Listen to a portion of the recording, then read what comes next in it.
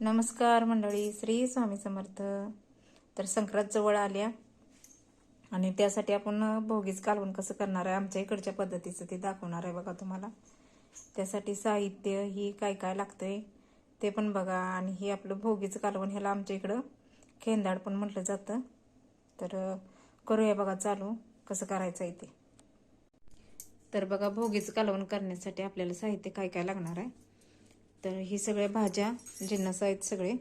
तर बघा, ह्यात हरभरा, वाटाणा आणि पावट्याच्या बिया सोलून घेतल्यात. गाजर एक चिरून घेतलंय.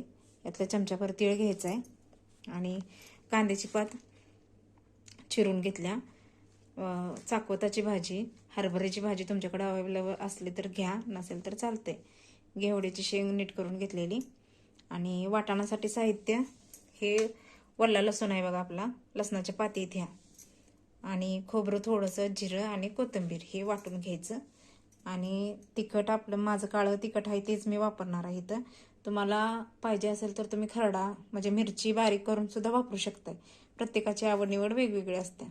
आमच्या इकडे दोन्ही पण प्रकार केलं जातं. चटणी घालून पण आणि खरडा घालून पण केलं जातं. आणि ह्यात थोडंसं जिरं वाटताना घालायचं. आणि फोडणीसाठी फक्त जिरं आणि हळद घ्यायची, मोहरी वगैरे वापरायची नाही आपल्याला. कढीपत्ता पण नाही वापरायचा. तर गावाकडच्या पद्धतीनं कसं आम्ही भोगीच कालवण करतो ते दाखवते तुम्हाला. आता हे भाजून घ्यायचं आहे आपल्याला. फक्त ह्या बिया तेवढ्या भाजून घ्यायच्यात ह्या. तर करूया चालू बघा. तर बघू शकता आपण ह्या बिया भाजून घ्यायला लागल्या. आणि ह्या अखंड शेंगदाणे घातले का नाही त्यानं पण चव लागते बघा. मला मग अशी घ्यायचं लक्षात नव्हतं. तर हे शेंगदाणे पण त्यात भाजायला घेतात. आणि हे अखंड घालायचे, बारीक करायचे नाहीत. आणि एक बोर घालायचं असते, ते शास्त्रानुसार घालतात. तर जास्त ढवळ्या रंगावर भाजून घ्यायचे बघा, ते डाग पडूपर्यंत. आणि मसाला वाटून झालाय आपला. तर बघा, ह्याच्यात मी 1.5 पळीभर तेल ओतलंय ह्याच्यात.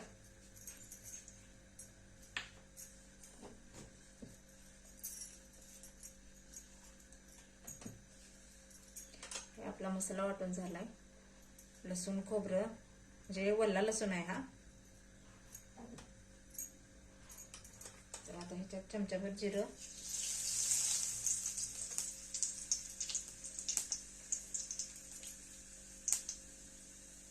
हा मसाला टाकूया.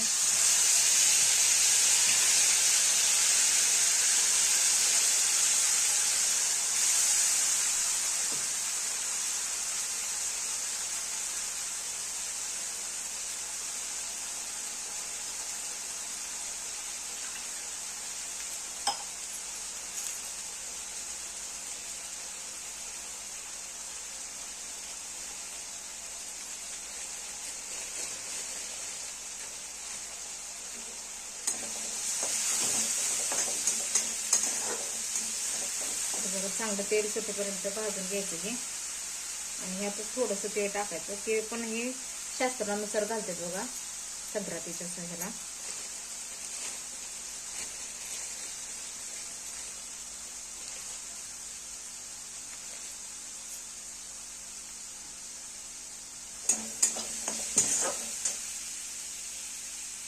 आता ह्या मसाल्यात सगळं एक एक साहित्य भाजून घ्यायचं. आता सुरुवातीला कांदा पात आहे ती भाजून घेऊया.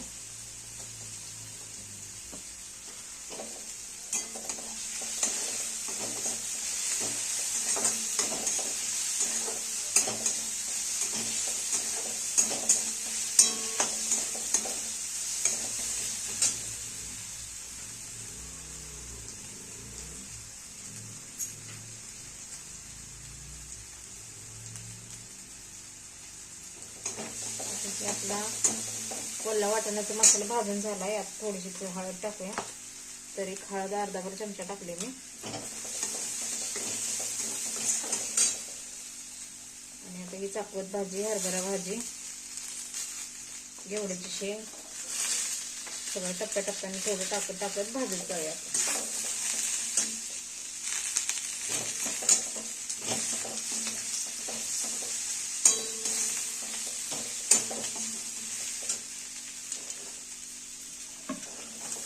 ह्यात बोर, गाजर आणि भाजलेले साहित्य आहे का नाही आपलं वाटाणा वगैरे ते टाकले बघा.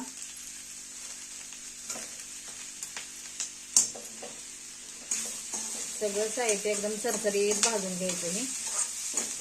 कसं आहे, जेवढं चरचरीत चांगलं भाजल की नाही आपली भाजी तशी खमंग पण चांगली आणि लागते आणि पण लवकर शिजायला मदत होते भाजलेलं असलं का साहित्य.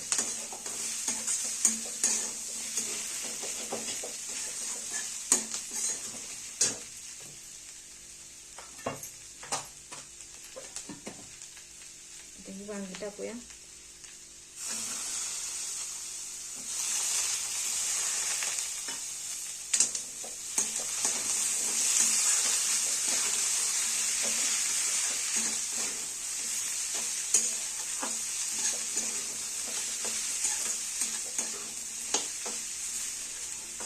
तर बघा आमच्या इकडे ह्या पद्धतीनं केलं जातंय.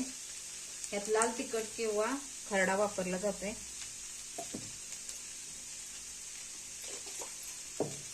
अशाच पद्धतीने तुम्ही सुक्क पण करू शकताय आणि ह्यात पाणी वाढवून पातळ पण करू शकताय. दोन्ही पद्धती तुम्ही करू शकताय.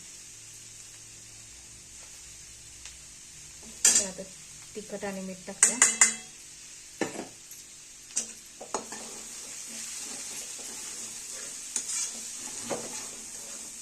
तर सुक्क करण्यासाठी तुम्ही अंदाजाप्रमाणे थोडंसं पाणी वापरा, 1 वाटीभर, आणि झाकून ठेवा. आणि पातळ करणार असलं तर चांगलं एक तांब्या गच्च भरून पाणी वापरा.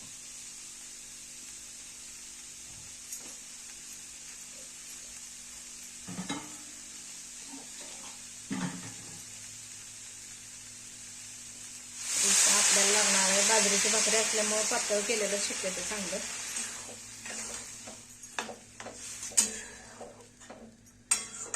तर आता हे चांगलं शिजत आलं का नाही एकजीव चांगलं होते आणि मिळून पण येते बरं काही कालवण मस्त असं. त्याला शेंगदाण्याची कुटाची वगैरे काही गरज नसते.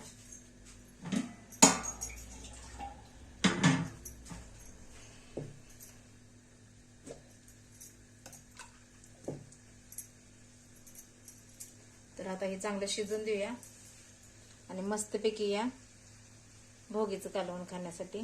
आमच्या इकडे याला खेंदाट म्हटलं जातं बघा. तर शिजलंय बघा आपलं खेंदाटाचं कालवण आणि वास पण कसला खमंग आणि मस्त असं सुटलाय बघा. तर या मंडळी जेवायला.